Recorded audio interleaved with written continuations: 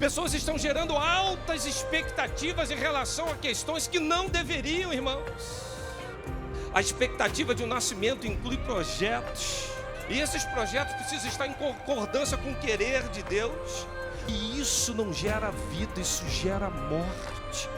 Cuidado, para dentro de casa você não está acabando com sonhos, projetos. Tem casais que não conseguem mais se dar um para o outro, pais que não falam mais com filhos, filhos que não falam mais com os pais. Por quê? Geraram altas expectativas e hoje aquilo que era para ter vida está gerando morte. Pare de ser coveiro ou coveira e seja parteiro dentro da sua família. Vai dar luz a sonhos, ideais. Incentive, estimule.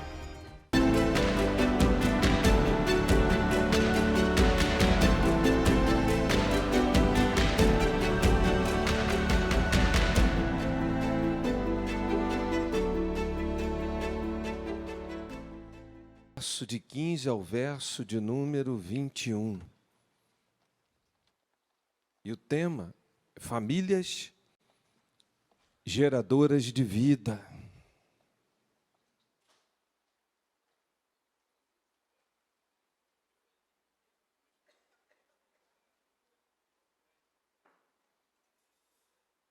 A palavra de Deus nos fala assim, a partir do verso 15. O rei do Egito ordenou às parteiras dos hebreus que se chamavam Sifrá e Puá: quando vocês ajudarem as hebreias a dar à luz, verifiquem se é menino. Se for, matem-no. Se for menina, deixem-na viver. Todavia as parteiras temeram a Deus e não obedeceram às ordens do rei do Egito, deixaram viver os meninos. Então o rei do Egito convocou as parteiras e lhes perguntou: por que vocês fizeram isso? Por que deixaram viver os meninos? Responderam as parteiras do faraó: as mulheres hebreias não são como as egípcias.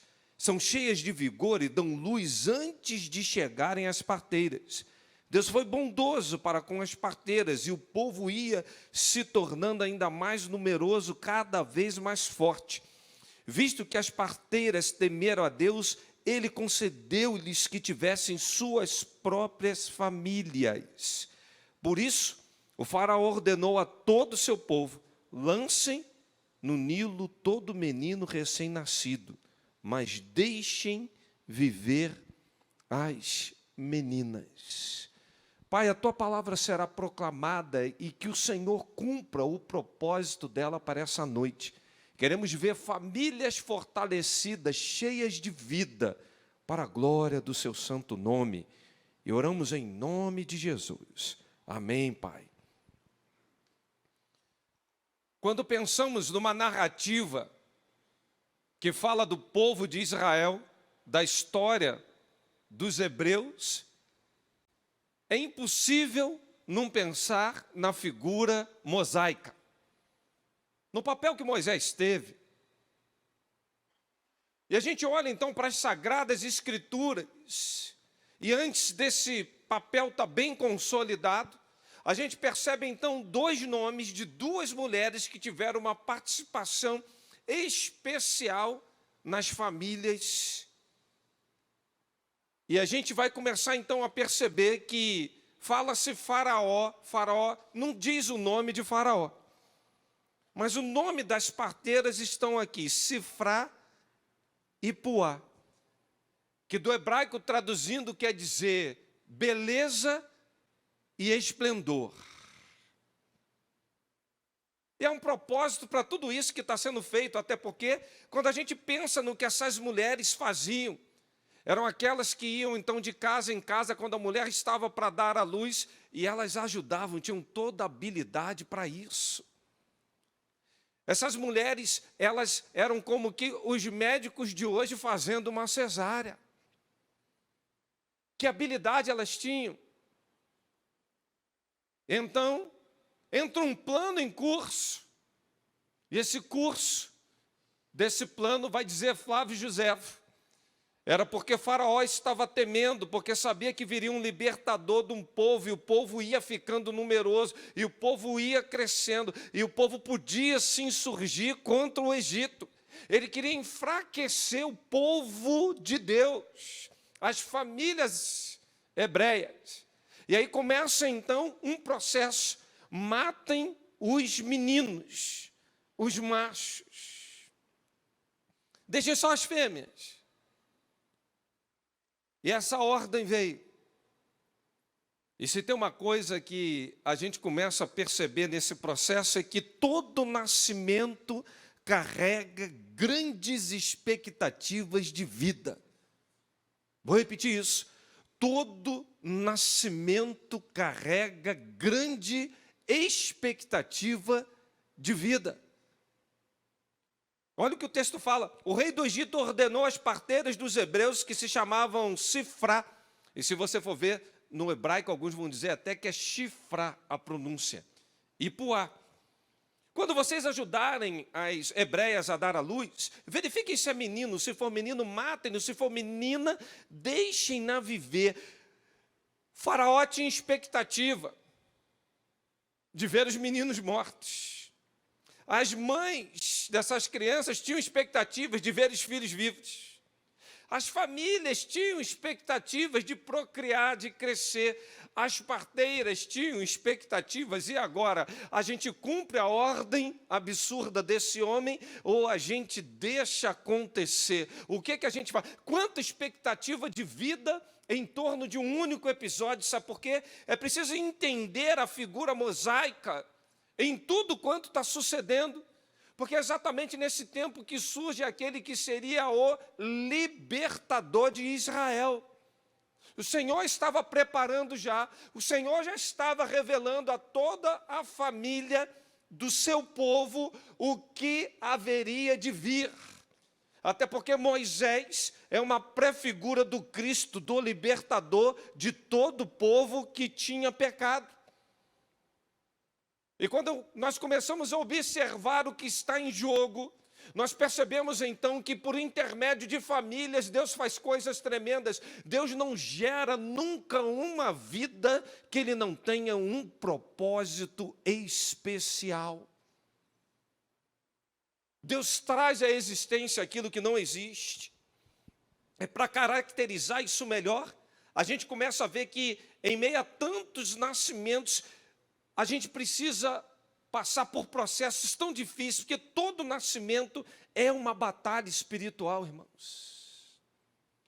Todo nascimento requer cuidado, esforço. Eu lembro quando Meline foi nascer, e cortando ali a barriga para fazer a cesárea, e eu já com a mão ali esperando, quando a bolsa se rompe, eu estou ali, e vem primeiro assim na minha mão, os médicos dizendo assim para a Márcia: ele vai desmaiar. É muita emoção de ver um filho nascer e ver esse sangue todo. A Márcia diz assim: isso vai desmaiar nada, isso aí está acostumado a ver umas coisas terríveis. Pode ficar tranquilo, isso aí não desmaia não. E quando nasceu, o curioso, a Meline era rosinha. Aí a pediatra queria pegar para poder limpar, desobstruir. Eu falei assim: na minha mão, por favor. Na minha mão. Era uma expectativa tão grande, tão maravilhosa aquilo. É uma emoção assim indescritível. É um negócio, queridos, isso não explica. O dia que você tiver um filho, que ele vier na tua mão, você vai cair um monte de ficha que nunca caiu na sua vida. É ou não é verdade, igreja? Você vai entender um monte de coisa que até então você não entendia. Que é uma expectativa tão grande. E quando aquilo se concretiza, o que acontecer com essa criança, a dor é mais aguda nele do que em nós. Como explicar isso? Eu não sei, mas que dói mais, dói. E neto, irmãos, e bisnetos, irmão. É uma coisa impressionante, irmãos, essa expectativa criada. Mas é preciso a gente enxergar que em todo projeto espiritual, Deus não permite uma mulher apenas conceber e dar à luz há uma vida que Deus não tem um grande projeto. Por intermédio de todo o projeto divino, tem uma grande batalha espiritual. E a batalha ali é o próprio Faraó, que era o Satanás. A prefigura daquele que vem roubar, matar e destruir. Nós achamos que vida é bonito, vai gerar uma vida, irmãos, no momento do nascimento. É uma batalha espiritual. Por isso que estão aí agora discutindo isso. Se o ovo de tartaruga, você destrói um ovo de tartaruga, você toma uma pena muito maior do que um aborto.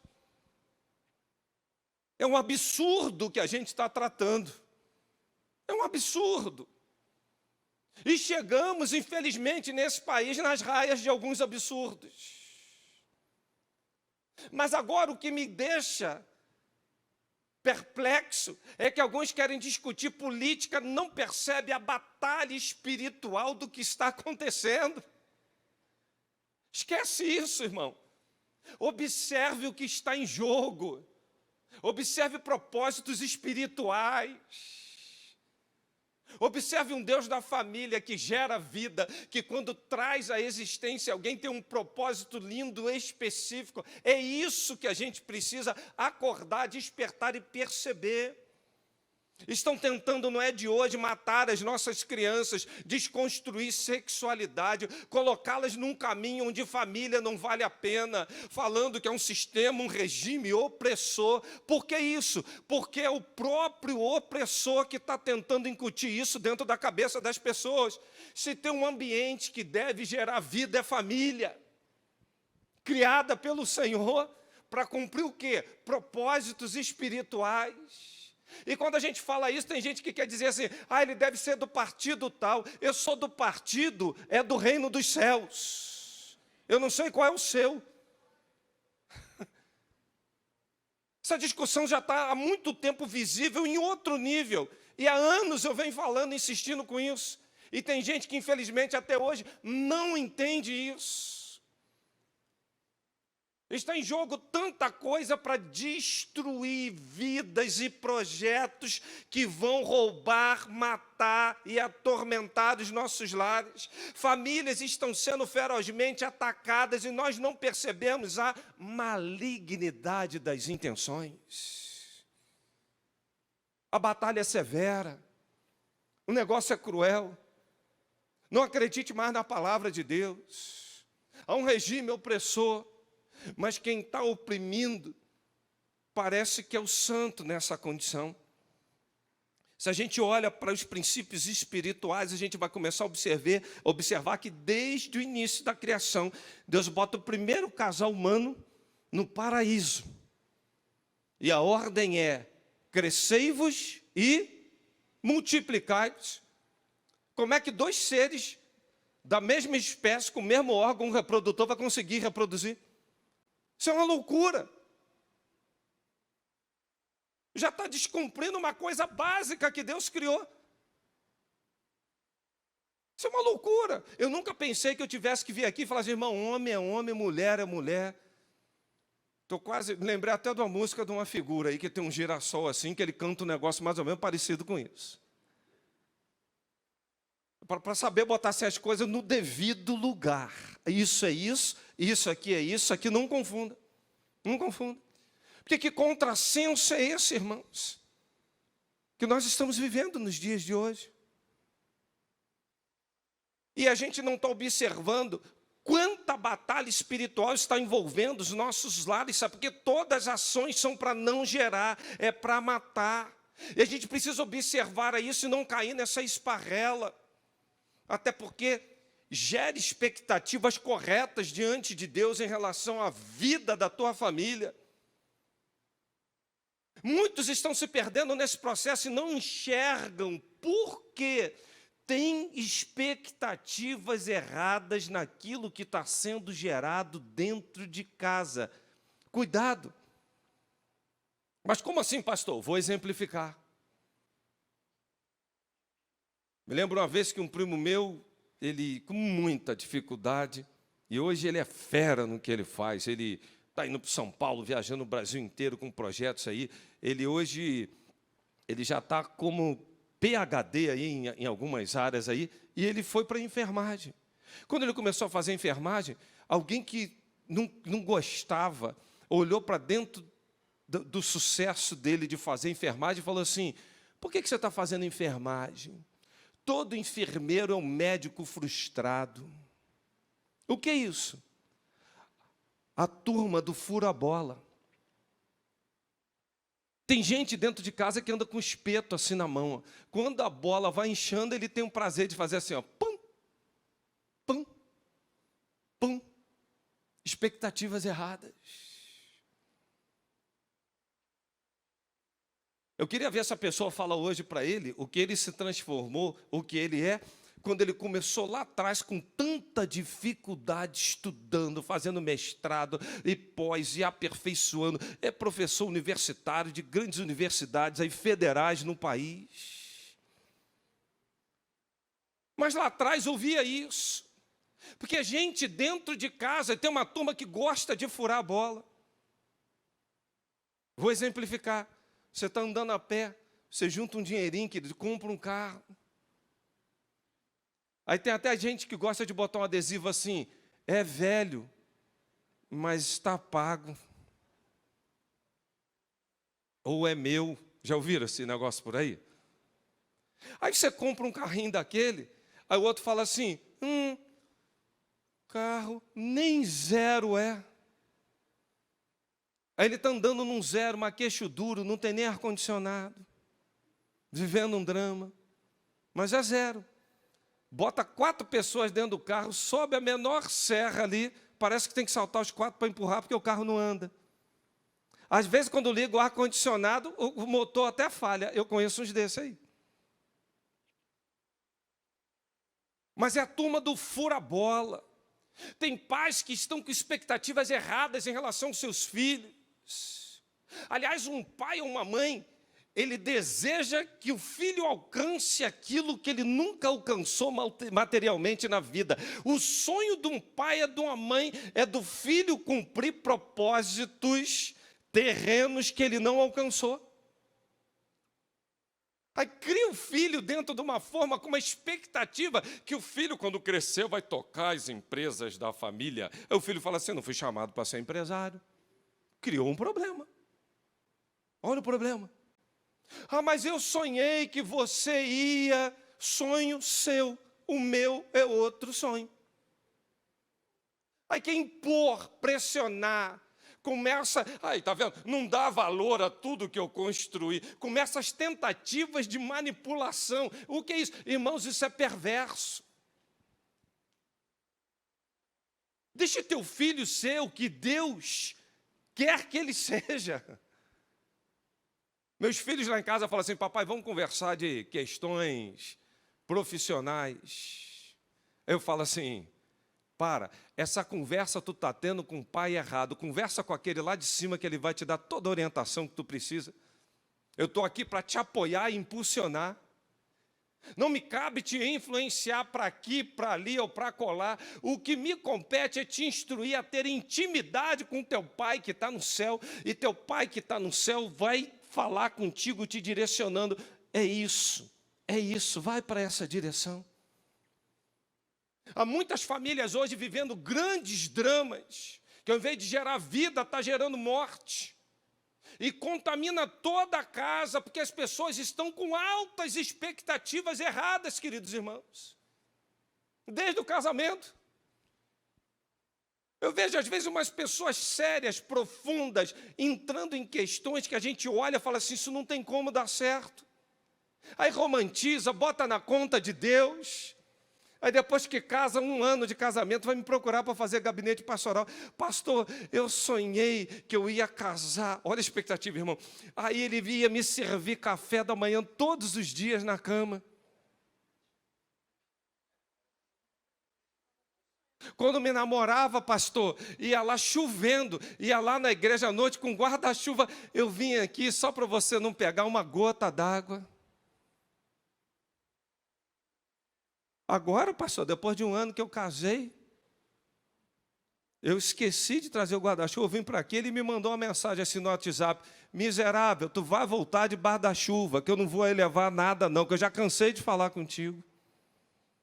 Pastor, abri a porta do carro. Eu ia lá e entrava.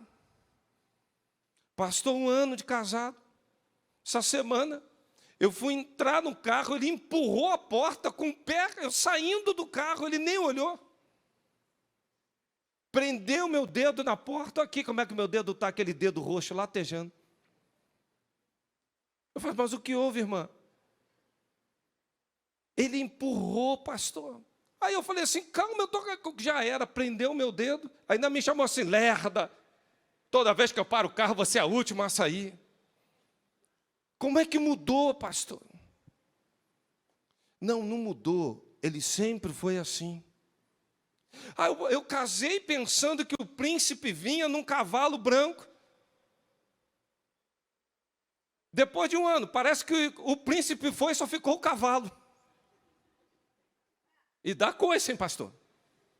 Dá coisa. O negócio aqui ficou feroz. No início dos relacionamentos, queridos irmãos, os bichinhos é tudo no diminutivo. Então, o pintinho, a borboletinha. Depois os bichos vão crescendo no decorrer dos anos.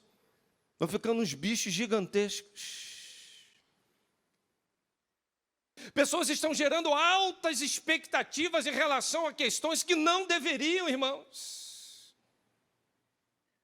E isso vai ter um preço muito, muito, muito alto. Sabe por quê? A expectativa de um nascimento inclui projetos.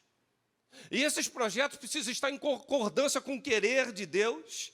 Não tem como, hoje, o cuidado, por exemplo, que marido e esposa têm que ter. Tem marido que não sabe cuidar da esposa, acaba com a autoestima da mulher. Palavras que não deviam. Irmãos, eu tenho uma técnica, eu vou dar aqui só para os homens, presta atenção. Depois que você casa, nos 40, o metabolismo é outro. Nos 50, vai ficando, E a nossa tendência é a gente criar um templo do Espírito Santo um pouquinho maior. Acho que você está me entendendo. E aí, a sua esposa entra num provador para ver uma roupa. Presta atenção. Homens aí, varões galileus. Ela vai pegar uma roupa, não vai dar nela. Ela vai virar para você e falar assim, amor, você está onde? Você está ouvindo que você está do lado de fora. Essa não deu, pega uma outra. Irmão, pegue a menor peça que tiver na loja e leve.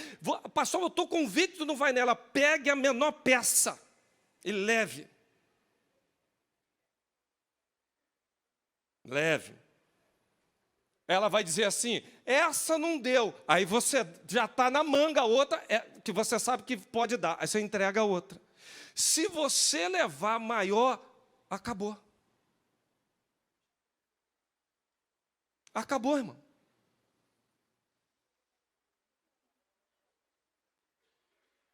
Há esposas que maridos estão tomando decisões tão boas, tão fundamentadas, e que precisava ouvir assim da mulher, lindão, que orgulho de você hoje, hein?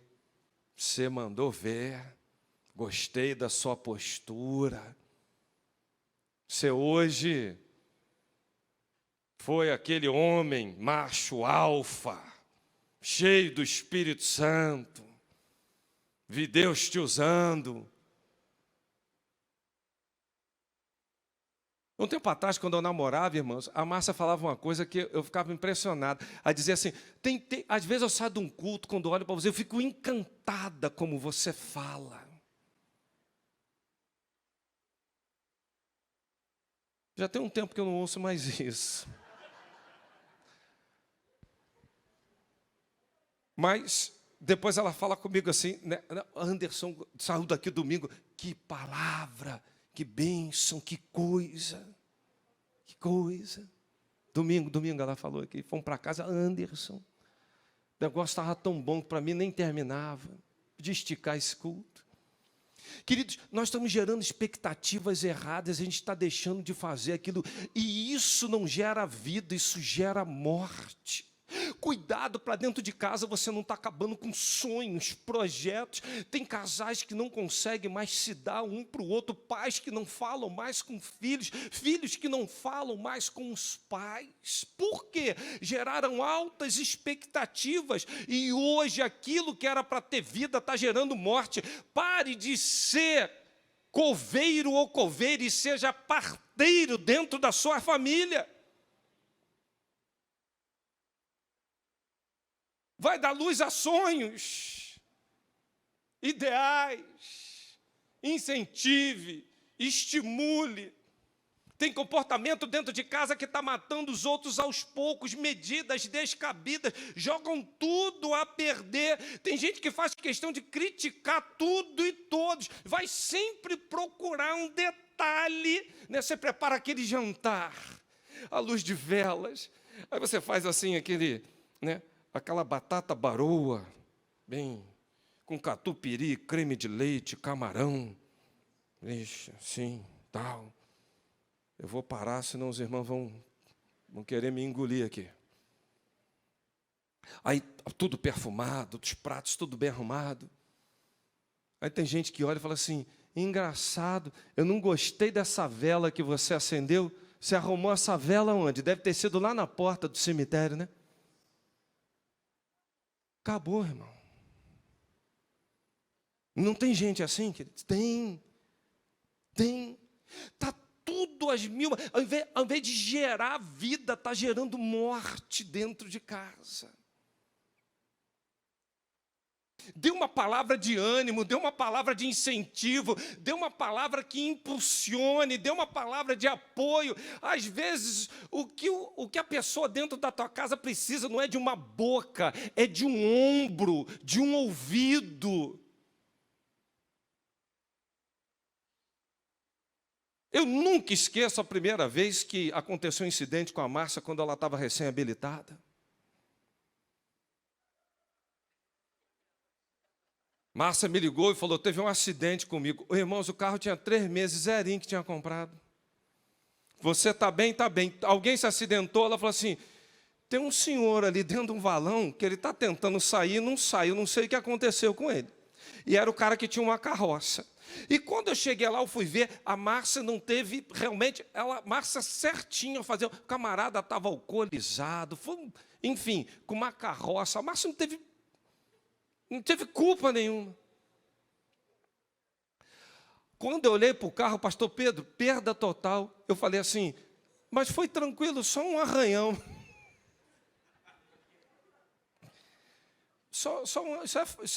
Isso é galho fraco.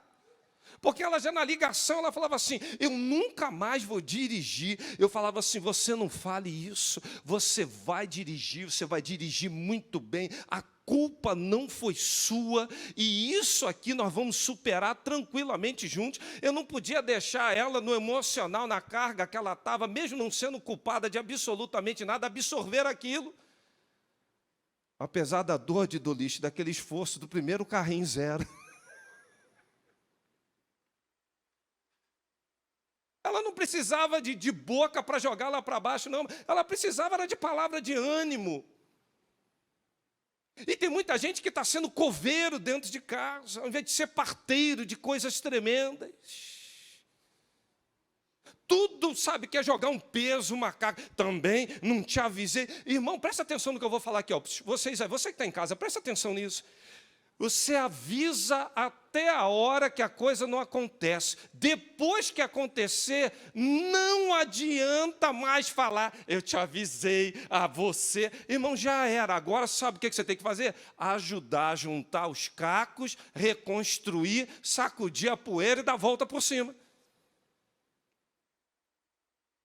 Aí tem gente que fica, aí você, ó, tá vendo? Aí, ó, te falei. Agora se vira. Irmãos, como é difícil isso. Lute por sua família com temor e misericórdia. Essas parteiras fizeram isso. Elas poderiam obedecer a Faraó, tinha uma ordem, mas não. Elas vão contra a ordem desse homem. Eu lembro de Pedro dizendo, mais vale obedecer a Deus que aos homens. tinha uma ordem explícita. E me chama a atenção a cara de pau dessas parteiras.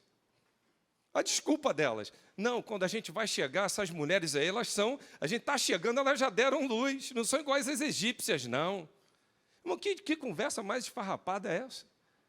E daí? Por que depois que pega a criança, então, e não faz o que tem que fazer conforme a minha ordem? Será? Mas desculpa esfarrapada. Essas mulheres botaram a cabeça a prêmio. Mulheres solteiras que ainda não tinham sequer constituído família. Depois você vai entender no texto por que eu estou falando isso.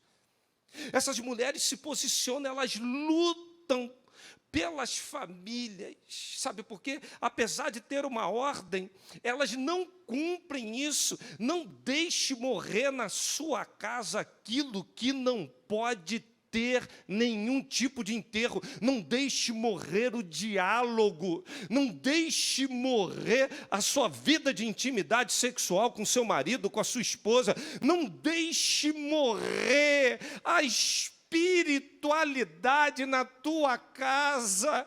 Não deixe morrer o culto falecido, culto doméstico.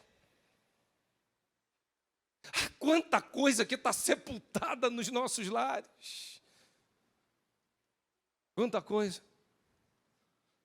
A gente está deixando morrer isso tudinho, e olha que não é decreto algum. A gente vai, sabe, deixando a vida levar. O que morreu na tua casa nesses últimos tempos? Morreu. Hoje você está sofrendo um desamor. É um filho que te traz tanta preocupação. É um marido, uma esposa que não consegue mais estar gerando vida. Tem gente que se aproxima, parece que tem cheiro até de morte.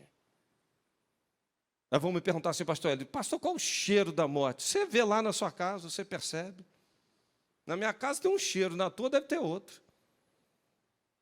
Você percebe quando as coisas estão morrendo na sua casa, sim ou não? Percebe. Há sinais que coisas estão morrendo e não deveria, querido irmão. Há um cuidado que a gente precisa exercitar. E essas mulheres se posicionaram, sabe por quê? Porque elas temiam ao Senhor. É o que fala o texto. O temor ao Senhor sempre vai fazer você repelir ordem absurda e não vai cumprir.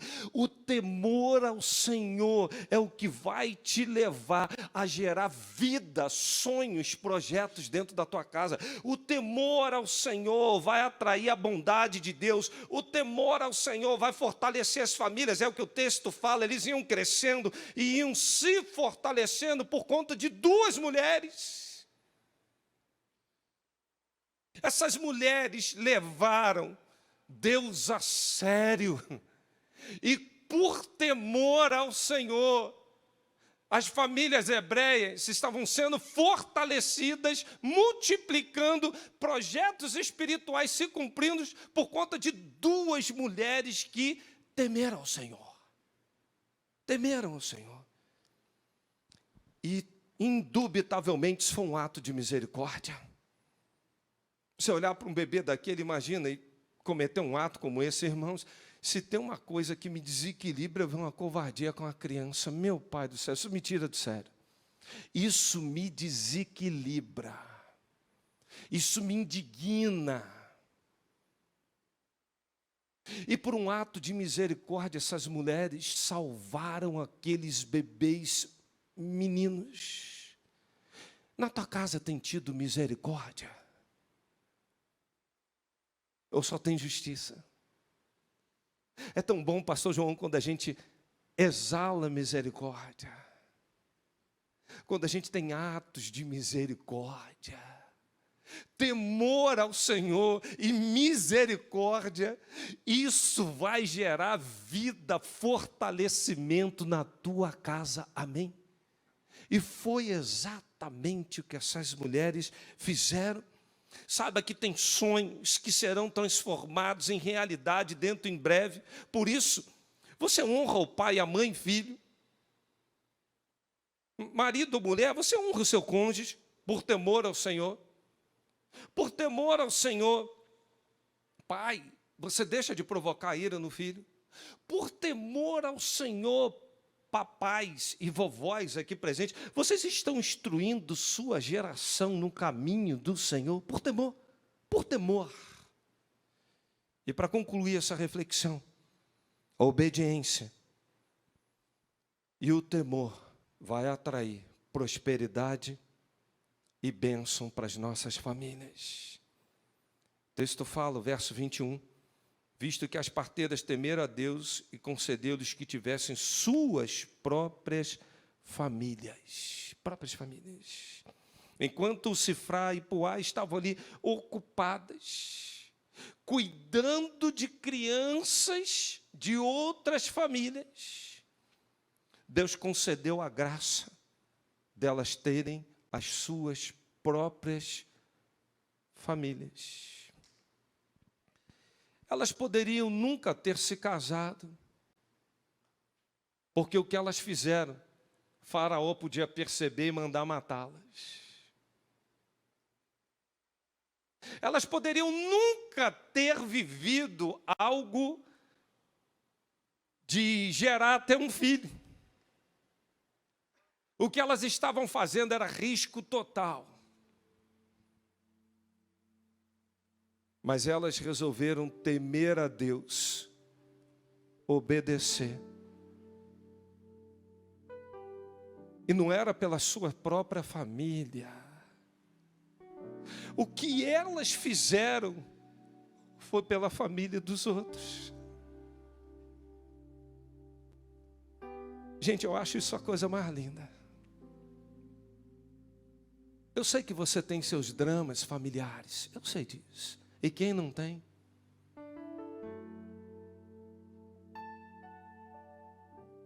E quem não tem? Não adianta chegar aqui de máscara, passar por aqui e falar paz do Senhor, mas o coração está cheio de mágoa. Não adianta chegar aqui e dizer, Deus, eu te amo, eu te adoro, mas na tua casa não tem a paz que excede a todo entendimento. É muito difícil lidar com essas questões. Mas me chama a atenção da vida dessas mulheres que se expuseram para se dedicar à família dos outros. Eu estou vendo você aqui, Rússia, e lembrando lá no hospital o teu carinho com uma irmã aqui da igreja. Eu estou lembrando, Rose, que eu fui visitar essa irmã, você estava lá cuidando, fazendo comida, passando dias, você cuidando dela porque ela precisava.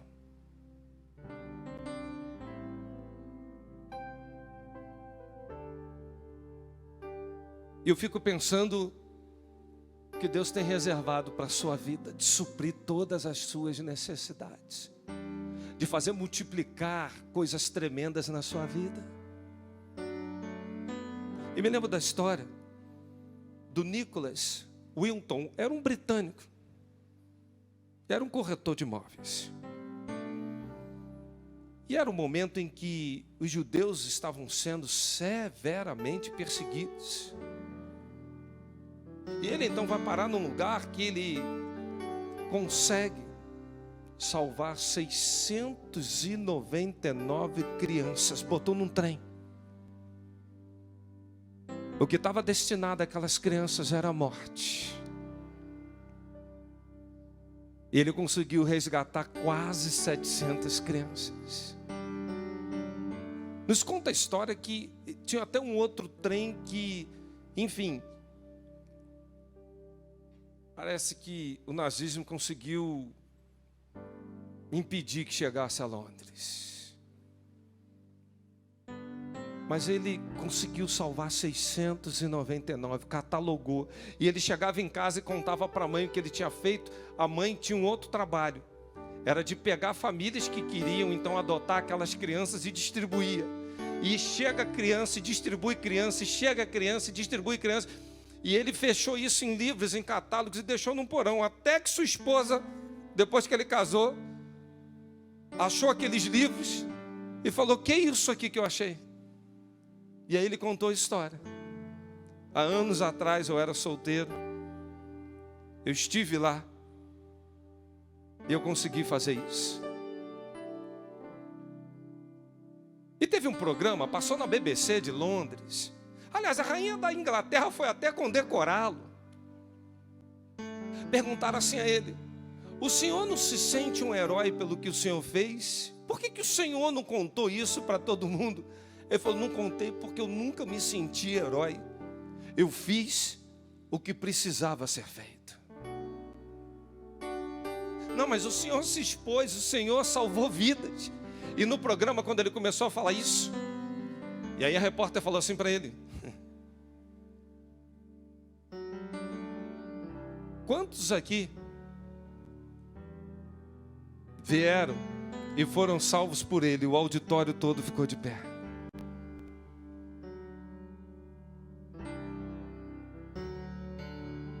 Aquele homem já tinha muita idade, ele podia morrer com essa história. Mas essa história me ensina muita coisa, sabe por quê? Porque quando a gente obedece, quando a gente se posiciona, quando a gente faz o que precisa ser feito, irmão, não é fazer o que você quer, família não é para fazer o que quer, é para fazer o que precisa ser feito. Quando você faz o que precisa ser feito, é isso, você atrai bondade, prosperidade, a bênção do Senhor vai ser na tua casa, na tua família. Quando você faz isso pela família do outro, irmão, aguarde, que você vai receber muito mais. Obediência atrai tudo isso. O povo ia se fortalecendo.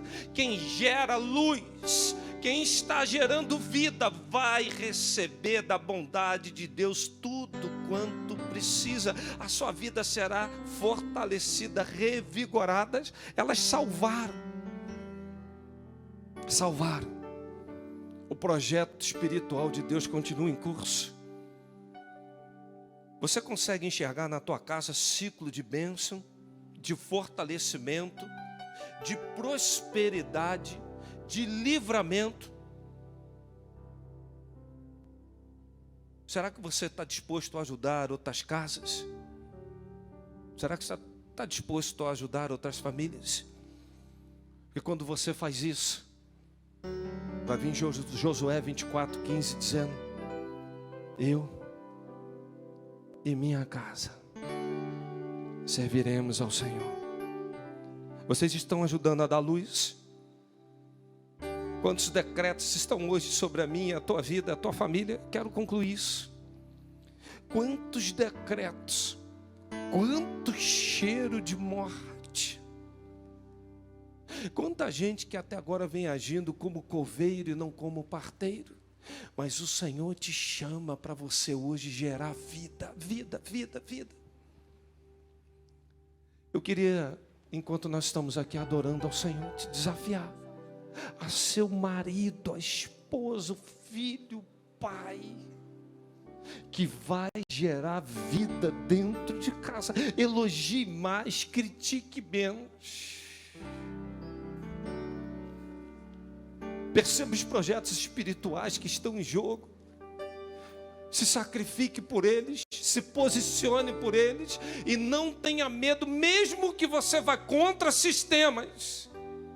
Não tema, porque o que está reservado a mim e a você é fortalecimento, é prosperidade, é viver debaixo da bênção do Senhor. Amém?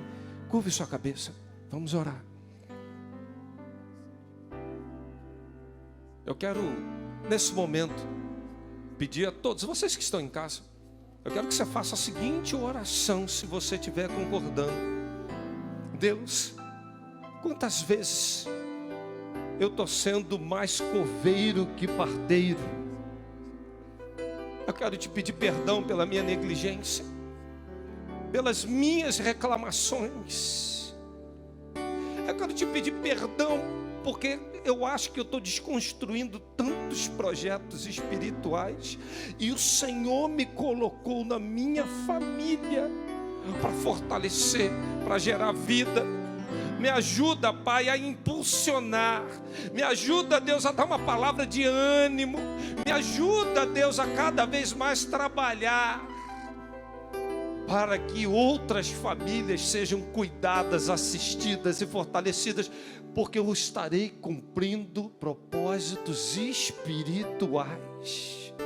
Tira da minha boca murmuração, tira da minha boca, Deus, tudo aquilo que possa gerar morte, e que saia da minha boca apenas aquilo que vai gerar vida. Toda palavra frívola e torpe, tira do meu coração e da minha boca, e coloque palavras, ó Pai, que vão incentivar, motivar, que projetos possam se concretizar pela minha boca, que vidas sejam restauradas pela minha boca, que pessoas sejam alcançadas, que famílias sejam fortalecidas, por cada vez que eu me posicionar e eu declarar as maravilhas que só o Senhor faz. Quantos estão orando assim nessa noite? Eu queria só um sinal teu, assim, pastor, eu estou fazendo essa oração. Há muita gente, glória a Deus, glória a Deus. Eu quero te convidar agora a estar de pé. Você que está na internet, em casa, se quiser falar assim, pastor, eu estou fazendo essa oração. Essa palavra serviu para mim. Essa palavra veio para a minha vida e para a minha família. Vamos adorar o Senhor?